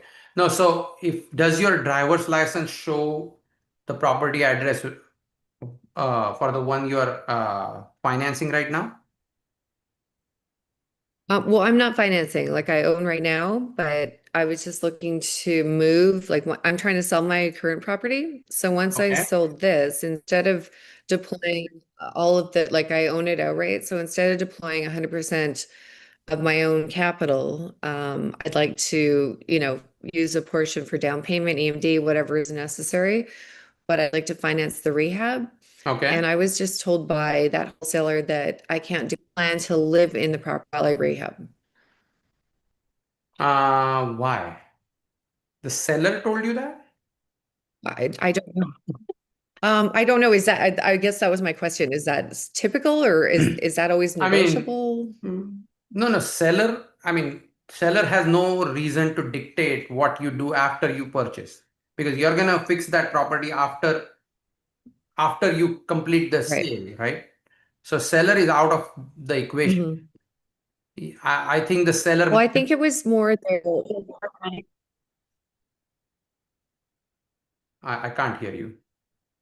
yeah, right. I think it was the hard money lender that dictated that rule. Oh, okay, yes. So again, if it's the hard money lender that is telling you, then it's the right rule because hard money lenders do not lend. I'm a hard money lender, by the way. So we don't lend Okay. money to homeowners. Okay, we don't lend Okay. money on your homestead because the problem is when Okay. something goes wrong, foreclosing on a Mhm. homestead is 10 times harder than foreclosing on an investment property. What you can do, Right. again, sir, I'm not gonna uh, I mean, you can make that decision yourself how you want to present it to the hard money lender, but you need to buy that property in an LLC, number one. Once you buy it in an LLC, Yes, I do have. now you cannot file as a homestead. So that will satisfy the requirement Right. Okay. Gotcha. for the hard money lender. After you get the hard money loan, Okay. they cannot stop you from moving into the property. Okay. And as long as the loan Okay. is current, they are not going to come to ask you that question. So at the time of hard money lender's appraisal, you should not be in the house. That's going to happen before the transaction closes. Okay. Okay. But if you go and tell them Right. that, hey, this is what you plan to do, they are going to reject your loan. So don't tell them the information that they don't need to know today. Oh, After that, what you do is up to you. okay. This is where I'm going to leave it. I'm not going to tell Right. you to lie to Okay. them, No. but Right. certain things and these things happen all the time. I Mhm. I personally don't like to lend to people who are going to move into that house. But if you have enough track record and if you don't personally have any bad intent of defaulting on that loan or anything like that, because they will find out. Yeah. Because when you Yeah. go live in the house and you're fixing the house and you're going to need money for draw inspection, after draw inspection, I'm sorry, when you're going to request money for Yeah. your draw, they're going to do a draw inspection. They're going to come Right. look at the house and they're going to find out you live there. Right. So Right. Okay. I'd be careful how to manage it. But at the time of getting the loan, it's not gonna matter. After that, they cannot stop you from moving in. Okay. But if you move the Okay. property out of that LLC somewhere else, then it's a problem. Then your loan will be in default. And look for their Okay. No, paperwork that to makes see sense. if you move in, is that going to be in default? If the paperwork doesn't say it, you should be fine. Okay, yeah, I don't necessarily need to do that. It's just what I've done previously, Another but I yeah. another way to think about I this, just feel like yeah. yeah, go. No, so have you heard of the FHA loan that supports rehab? I'm not super familiar with it. I have heard of it, Yeah. yes. So, I mean, basically, house hack is a big thing, right? Yeah, someone just posted it, Yeah. 203K is probably that. So, there is a loan under FHA that you can get just to, I mean, to do just what you're saying. It is for people who Okay. want a house hack. So, you get a Okay. loan on a distressed property, you fix it, and then it becomes a long-term loan. So, it's if it is how I think it is, I think you will save on your financing cost as well. Have you had a conventional or FHA loan done in your name in the last 6 years? I haven't. Like your Yeah. previous guest, I have dual citizenship, so I've only lived here for 10 years, but really only built up my credit for about 8 years. Okay. And you have to start like a newborn baby, even though I'm from a Yeah. neighboring country, right? So I don't have credit rating that I did have in my previous country. So I've just paid cash for my properties, and I've been really fortunate that I found distressed properties in Cali, and the property values really jump there. So you Yeah. put a good investment in, you can sell it at a nice profit. And I'm in Nevada now, and it's a lot trickier. So Yeah. that's kind of challenging. Yeah. So No, no, no, I I do think. not have any. Yeah. Yeah, but I mean, to answer your question, I think it is possible to do what you're trying to do. You just have to make sure you check all your boxes, right? Okay. Okay. Uh, Okay. and you can always, I mean, what type of property are you looking to buy? Single family home or duplex, quadplex? Well, ideally like a duplex where, you could sort of live in one side, rent out the Yeah. other. I'm pretty open at this point. So I'm obviously a newbie here, so just looking to explore the opportunities. Yeah. No, no, I think, yeah, it's a great idea what you're trying to do. But yeah, I mean, look into that 203K FHA loan. Okay. Thank Yeah, you so if much. that works for you, I think. And then, Okay. just like I was just gonna say what Manuel said in the text message. If Okay. you're already thinking about duplex, why not think about fourplex? Because that is the max on one loan. Okay. Okay. So it's always, I mean, if you're already on the right track, just maximize it all the way. Right. That makes sense for sure. Okay. Yeah. Cool. That way you Awesome. build three Thank you so rental much. properties. Yeah, good luck. Awesome. All Yeah. right. Thank you so Do much. we have do we have any other questions for today? Let's see the chat. Any more references like investor lift to discover? Yeah. Um, besides investor lift, I think you can also look for where else do you look for?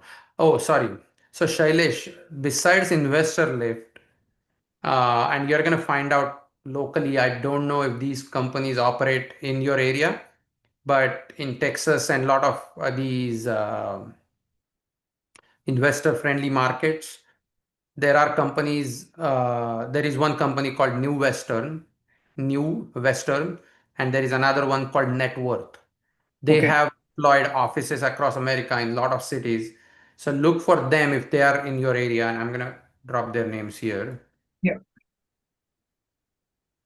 But even if you don't have them, there will be smaller. So these companies are basically their business model is disposition outlet.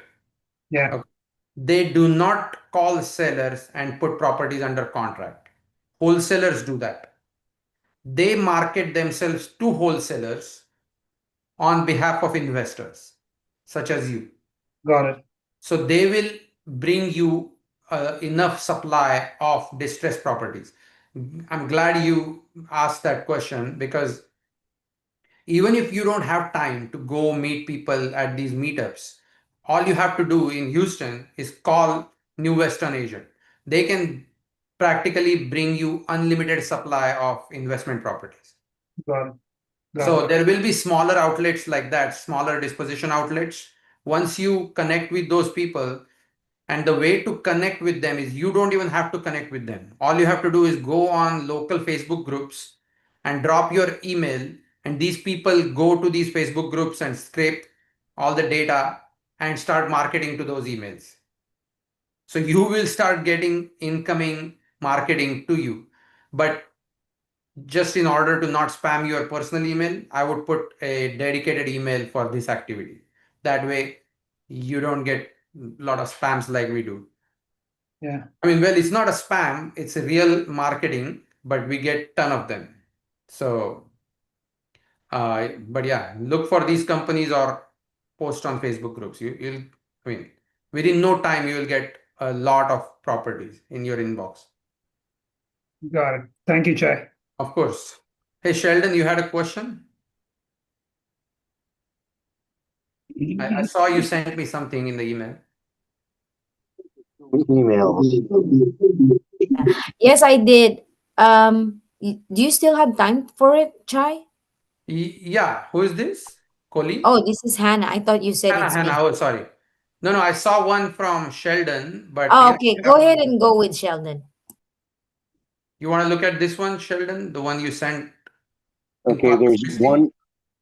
Yeah, the first one is 509 Wingfoot is in the first email. Okay. Why is my phone speaker? Anyway, so this is the duplex. Yeah, the 417,000.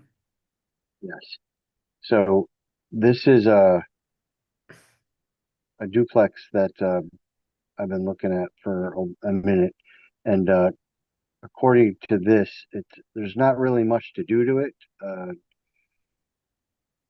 So that's good. And then I'm listening to you talk, going, you really want stuff that's rough. So this isn't rough, Yes. but it does cash flow. One side rents out. It's not a mirrored duplex, but one side rents out for 2,000. The other side rents out for 2,500. Oh, wow. So on this one, you're talking about 5009 Wingfoot. That's correct. Yeah, if you are gonna, so here is, so what I was the example that we were discussing, Shailesh and I, we were talking about a property that is worth 200,000 and it rents for 2,500. So now the reason I was able to say that this is unrealistic so quickly is because whenever, I mean, the market in most like places wherever the investors are active, and I'm not talking rural America, I'm just talking urban areas in general, to find a property that is renting for higher than 1% of your market value is hard. And when you do, I mean, and this fits that model, you're paying 417 to buy and you're going to rent for what, 4,500? Yeah. So that's more than 1%. So whenever the rent exceeds 1% of your purchase value, you're going to cash flow typically. That's how, that's a very general thumb rule. It's not, it's not, it doesn't have any math behind it. It's more of a market standard. That's what investors look for. Investors are looking for 1% or better. As you go to rural America, you can also look for 2% properties, which is because that's possible. Just like I said earlier, in Ohio, we are buying properties around 30, 40,000 that are worth 100, 120. So that's possible in Ohio because there is a lot less investors that are active in those areas. And again, the big cities like Columbus, Cincinnati, those have already surpassed the standard of 1%. But I'm talking rural Ohio, not big cities Ohio. So in your case, I think, I mean, we've discussed your aspirations to buy in Corpus Christi area before. So based on our previous conversations, I can tell you, I think this will make sense. But for you to buy this, are you looking at buying using hard money or straight loan on the market? Well, this seller has expressed interest in possibly going to seller finance.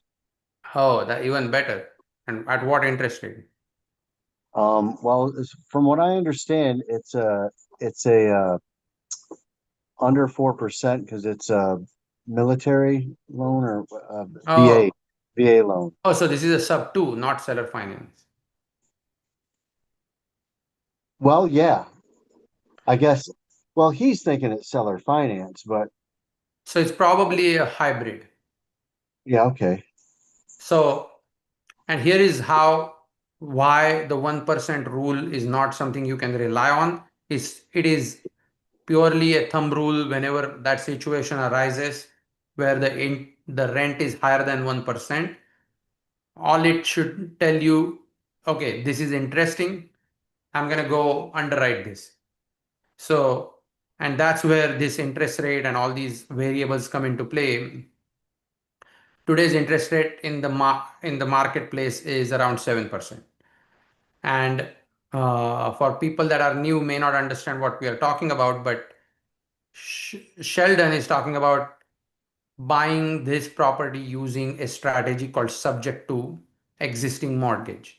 That means he's not going to pay the seller 417, he's going to pay the seller only a down payment, and he's going to take over the existing mortgage that seller has in place. Either that or the seller is going to finance a majority of the 417 that he is using. I'm sorry, that he is paying. So either way, it's a seller finance type situation. Subject to is basically taking over existing mortgage, which is technically not allowed, but it's not like you're breaking the law. There is a lot of information online about it if you ever need to know, happy to get into it. But because he's taking over someone's mortgage that is at almost 50% of market interest rate, and the property is going to rent for over 1%, I think the cash flow is going to be amazing with those two things playing in your favor. So I think if that is the situation, and also it looks like it's in a good shape, it's not nearly as distressed as anything, I mean, things I see. So I can say it's fairly dated, but it's not bad at all. Yeah, the windows are old aluminum, but Older, yeah, it's fine. But yeah, I mean, you're getting enough value from this purchase to mitigate all these risks. I would do this deal. Yeah, you have some deferred maintenance and stuff like that. You want to make sure you have enough reserves to mitigate any risk you have, for sure. That don't buy something and use your last penny, and then when you try to refinance or try to fix anything that your tenant brings up, now you don't have any money, and that's how you are on a slippery slope. That's how things go down. okay. Now, I sent you a last email, which probably you'd smell money from the description of what you Yeah, gave. this one. Yeah. Now there's two duplexes there, Okay. and they're pretty rough. Yeah, they are very rough. So I don't have the MLS access here to tell you what the market value for this would be. Uh, what do you think it will be worth after you fix it up? With the square footage, 3,000 square foot. Mm-hmm. That's kind of a lot. I wonder if they don't mean both buildings No, because are you they're. talking about similar price after you fix it? I don't think so because that's in a rough. This here is in a rougher side of town, but Okay. there's there's two duplexes, one right next to the other, and they're both in the pictures. So I Oh, don't so know if, it's total 4 doors. yeah. So it's 2 duplexes for 75 grand. Okay, if they both look like this, and if you are able to verify the structure is good, it just needs to be brought back in the original condition, I can tell you, you can fix each one up for little over 100 grand, in my opinion. But if the structure is compromised, then you have a bigger challenge.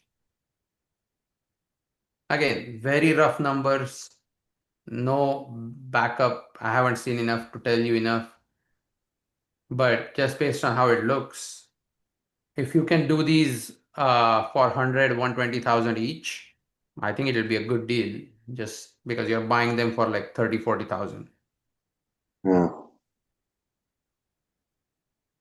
Okay, well that was my question. I Yeah, figured that there was a lot of room in here because there's a lot of stuff to do on it. Excellent. awesome. All right, man. Good luck. Thank you. Okay, Moises, how are you?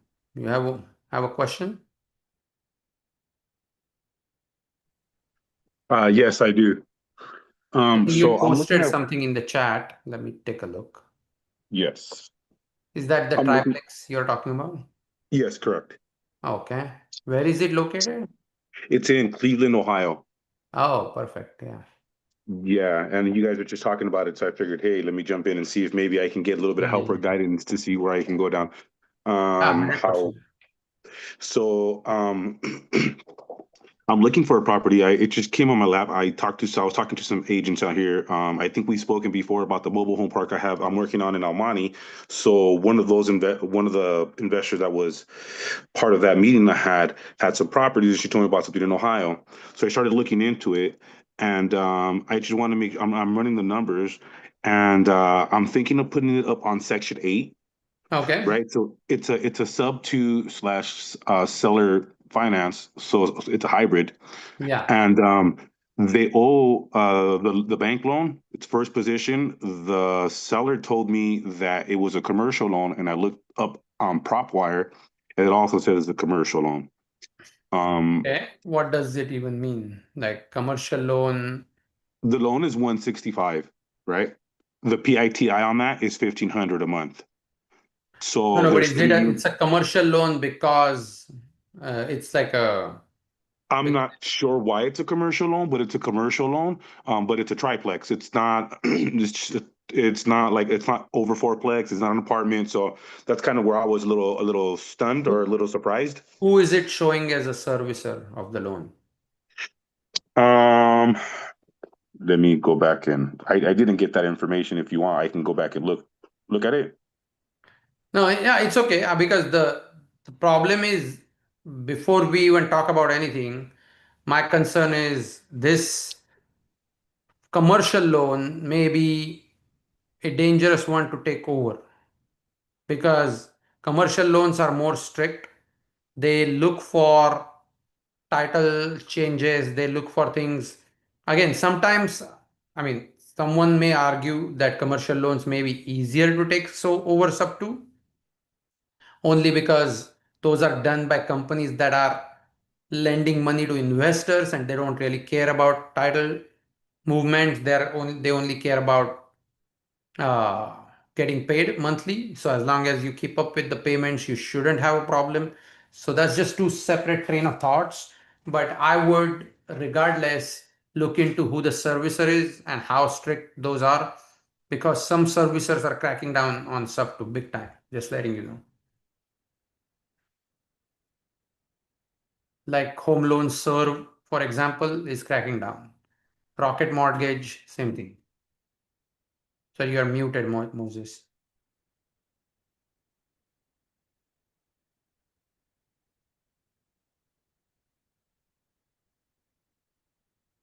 Hey Moses, are you still there?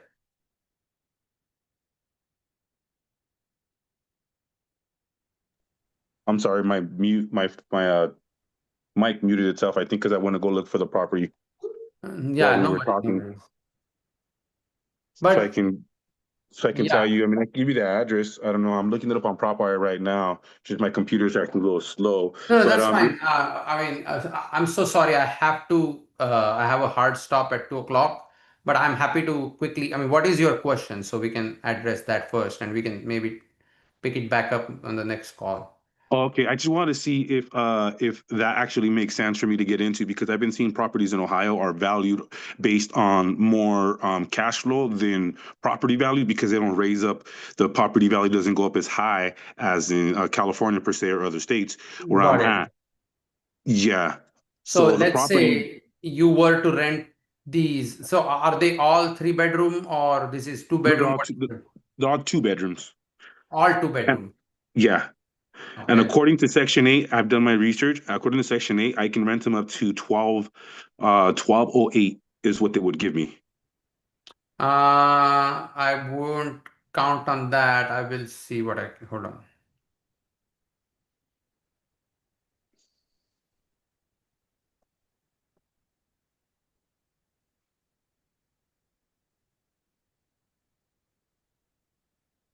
Oh, come on.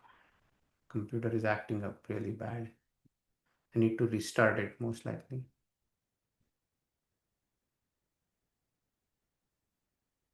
Okay, but happy to look. I mean, if you want to DM me on Instagram, the address, I can tell you what it will actually rent for. Because I have a premium account on affordable housing, I can. Oh, there it is. Just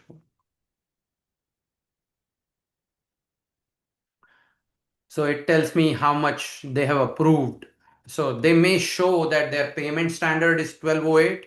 That doesn't mean they pay that. So I mean, for lack of information, we can assume they will rent for say $1,000. So you're talking about $3,000 in rent coming in. Your monthly payment is 1,500 plus uh, another 58K. How much is the payment on this 43K note?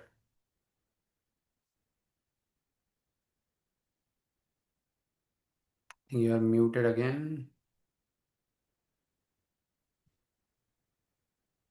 Are you still? Uh-oh.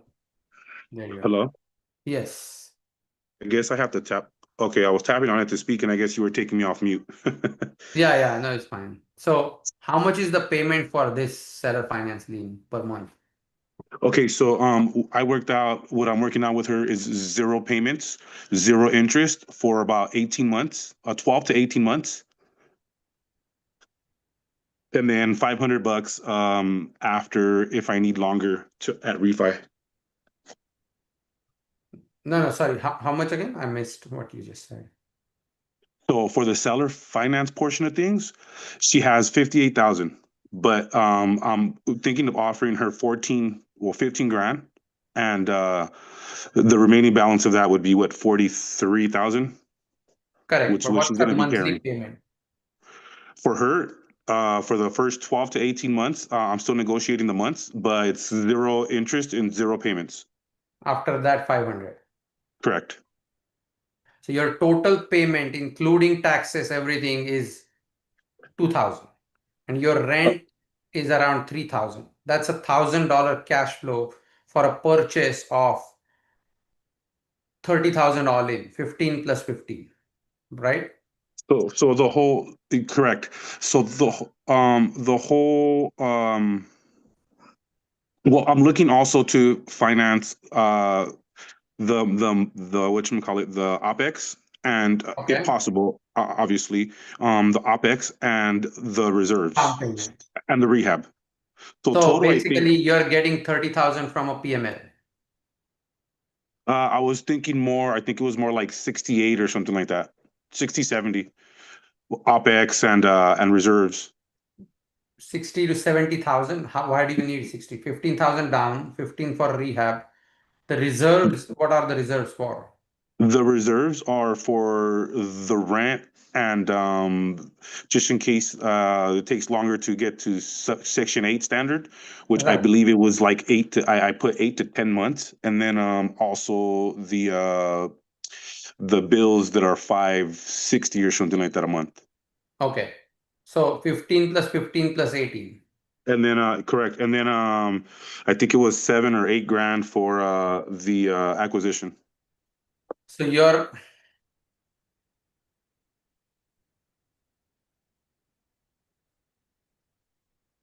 you're talking about 30, 48 plus maybe say 55,000, right? Ish, yes. All in. But Time like at we said what earlier percentage? too, I want to have some kind of cushion too, like you said earlier, just in case something happens, like really happens. I don't want to be behind and have to go belly up and not be able to perform at the end. So I Yeah. just kind of I think I gave me a little bit extra just in case, right? Because it So would be yeah. So that's what I did. So what was at what that's what I'm trying to find out. What loan would best suit me? Because I know that hard money is more expensive than an actual DCSR loan. I don't know if a DSCR loan would be possible up front because it's yeah, not being rented. yes. And then I would really need to have reserves and No, no, stuff like no. that So for it. you don't need a DSCR loan because you are taking over a subject to loan. Oh, okay, so no DS. Got it. So you have a subject to and seller finance loan. So now you got to ask yourself. So we are looking at $1,000, Cash flow. $1,000 cash flow. So now if you're raising, let's see, if you're raising $60,000 to buy this property at 15% interest rate annualized, your payment is $750 to a PML per month. Okay, so it's gonna leave you with $250 in cash flow, which will be gone because you have to still pay for maintenance, vacancies, all these things. So, so your cash flow calculation is not healthy. So So that's why when I'm I need to see the actual rents in that area. Do you have an address you sent me? I was trying to send that to you, but then we were speaking and it cut off. If you give me a second, I'll go ahead and send that to you. Yeah, just If you prefer, typing it. if you prefer text or if you prefer Or just put it in the chat if you want, yeah. so that I can plug it in the rent estimate here.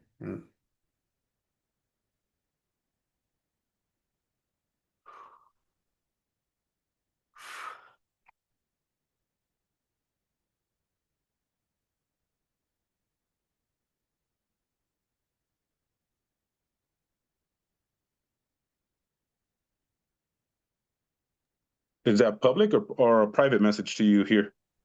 It's up to you. If you want, if you don't want to share it with everybody, just private message me and I can take it off my sharing screen and just run it without anybody seeing it. Or DM me on Instagram because my computer is acting up. I can give you an exact estimate of what it will rent for. But let's say if it does rent for only 1,000, this is not a good deal. I'm telling you, especially with the PML in place.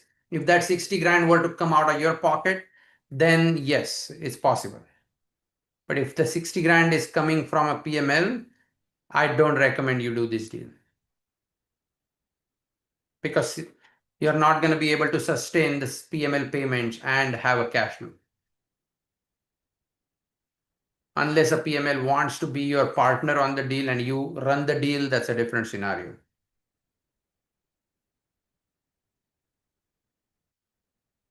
Hey, Hannah, I know you had a deal too, and I'm happy to look at it. Do you want to text me and we can take a look at it a little later? Maybe a little later if you want. I didn't know if you have more time. Do you have time? No, no, I have to go. It's little over already. I have to be on a call at 2 o'clock. Okay. Yeah, we'll look at it. So, I actually sent it to Jada too. oh, okay, perfect. Yeah, let me take. Thank you, Chai. Hey, Thank you, Moses, Jada. I don't know if you're still there, but I hope you heard what I Yeah, said. I text you. I'm sorry, I was doing Oh, that, yeah, but it okay, I just got quickly it. me I off and got I it. couldn't find you on Instagram. Oh, no, you're fine. Yeah, if you have my phone number, perfect. Yeah, I just text you right now. Okay. Let me see if I can plug it in. Yeah, my computer is acting up, but let me restart it after the call and I'll text you back what I find out. I'll send you a screenshot. But just to tell you, if it's going to rent for $1,000, I don't recommend it. Hope that Okay, so helps. you mean a thousand each unit, right? It needs to be Yeah, more than because you 1,000 have a each unit? PML to service. You have a PML to service, that's 750 per month. Your cash flow is about 1,000. So you're left with only $250, which is not enough at all. Okay. Now, with what I calculated, what I was looking to borrow, it already had the maintenance and the management in baked into it at 18%. Uh, So 10% and then 8%. yes, that's perfect. So yeah, if you have maintenance and management, 250 is not gonna cut it. That's my point. Okay. 250 is bare, not even 10%. So if you remove 18% from your $3,000 rent, you're talking about removing $600 right there, 550. So you don't even have enough cash flow to pay your PML, which is Okay. going to be 750 for a 60. So you have to go negotiate it with the seller and have them give you a very low down payment, or consider your rehab as a down payment, something like that. But then let me run it on the, maybe the rents are 1200, and then that will jump, I mean, increase your cash flow to 1600, which will give you a little more cushion to do all these things. I had gone based on I can't pronounce the name, but the county there in Cleveland, it's like Chayahuya or whatever it's called. Okay. I had gone based on their web info, but you say sometimes that's not accurate. No, So it is accurate. That is their payment standard. That doesn't mean you will get that amount, because the amount still goes based on the rental comps in the area. And then they apply the adjustment for that zip code. There is a very okay. complicated formula how they calculate your rent. Got it. Got it. Yeah, Yeah. and I'm also not So, opposed to bringing on a private money partner. That's another thing that correct. I was Yeah, thinking of. that might be your best bet in this case. But anyways, I'm so sorry. I'm very late for No, this meeting. no, thank I you very much. will I apologize for talk to you taking up extra guys time. on the. I'm gonna drop my Instagram for those who don't follow me. Go ahead and give it a follow, and I'm happy to chat on Instagram other than Saturdays. And for those who are not part of our community, please join the community. I'm gonna drop the link here real quick and invite at least 5, if not more, of your friends and spread the word. It's free, completely free, no strings attached. So I hope that helps someone. All right. Thank you so much, guys. And we'll see you guys next Saturday. Oh, here is the link. I'm sorry. God, it's just glitching way too much. Never mind. I'm going to drop it. I can't get the link today. But yeah, thank you so much again. See you guys soon.